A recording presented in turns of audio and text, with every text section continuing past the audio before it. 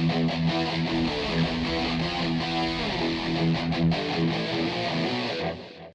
guys, Roman Reaper here. So I just finished season 3 of Cobra Kai.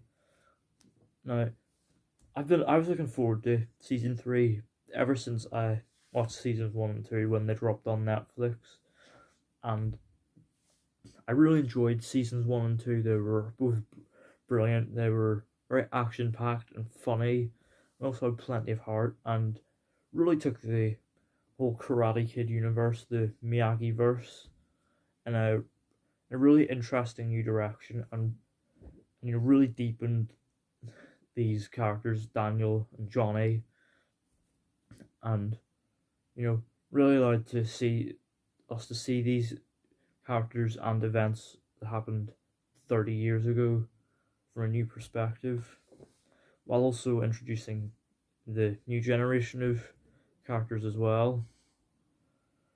And I am happy to report that after surprise early release on Netflix on Friday to celebrate 2021, I'm happy to report season 3 delivers all of that and then some. It delivers payoffs to that intense school brawl that ended season 2, and it's always it's constantly mentioned too throughout the series, and the direction they take some of these characters in the aftermath of those events is great. Particularly Dimitri, who was always like kind of the annoying one in seasons 1 and 2. He was always like talking, just complaining. But here, his confidence has grown quite a bit, and he has become like a much more better, more compelling character now, which I wasn't expecting. And I liked what they did with Robbie Keane as well, although I will keep that under wraps because there is some pretty spoilery stuff that I'd like to talk about in that regard, but I will probably do a separate spoiler review for season 3. And of course, I liked how they handled Miguel's recovery. It wasn't just like in season 1 when Johnny chucked his inhaler at the wall and said the words "not anymore." Like, this took multiple episodes to build up to. It took time, and there were some training montages in there.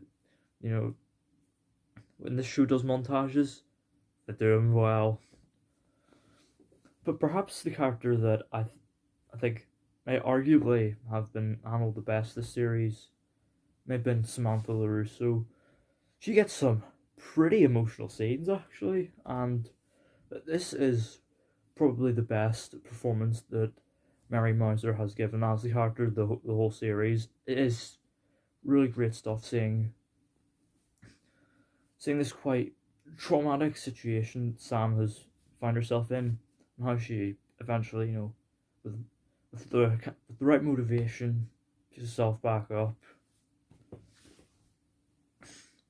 Daniel and Johnny are great as well. Johnny gets some really funny moments, and I really like that how they kind of explored their broken relationship in the aftermath of the conflict and trying to mend it. But perhaps the best part about this show is, perhaps the best part about series 3 is, yes, it is very funny, and is really, really emotional as well. Like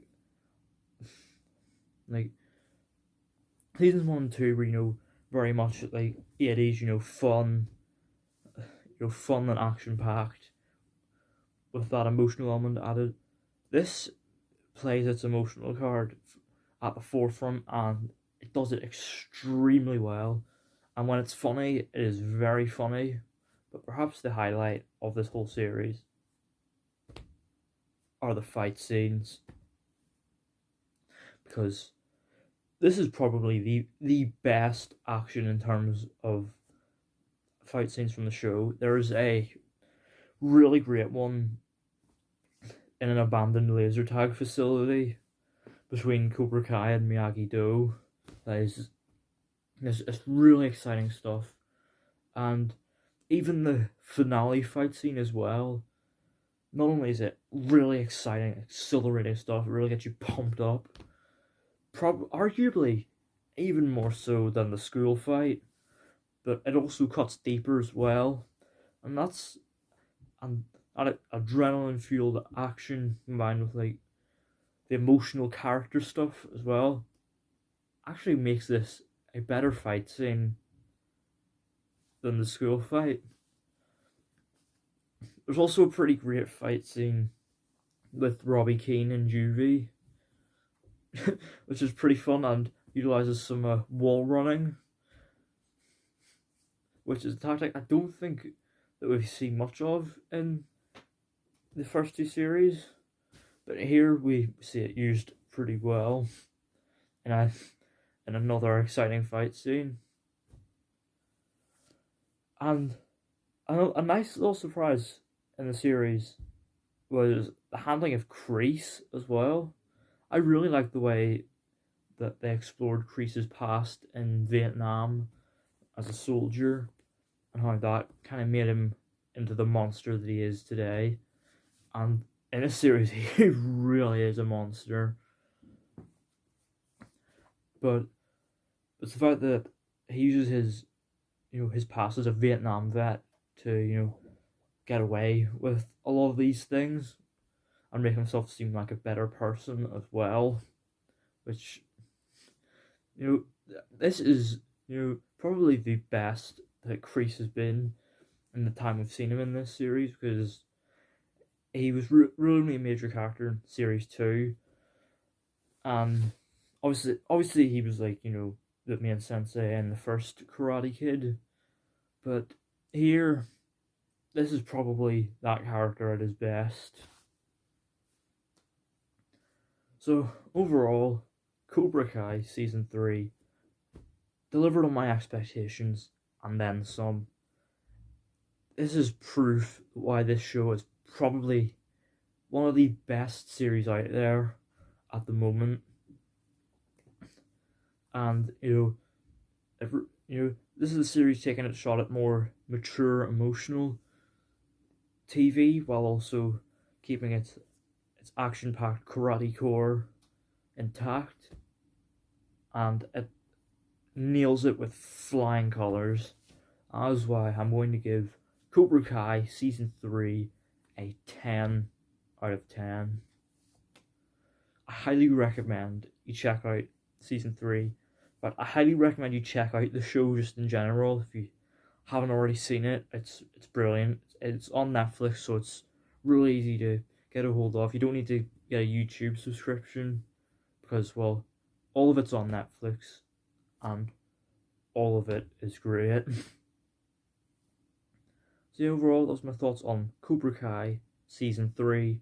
Let me know down in the comments, what did you think of it? What was your favourite season of Cobra Kai? Are you Cobra Kai or Miyagi-Do? Let me know who your favourite character is. Don't forget to hit the thumbs up button if you enjoyed. Don't forget to hit the subscribe button if you're new. And don't forget to turn on post notifications so you don't miss an upload.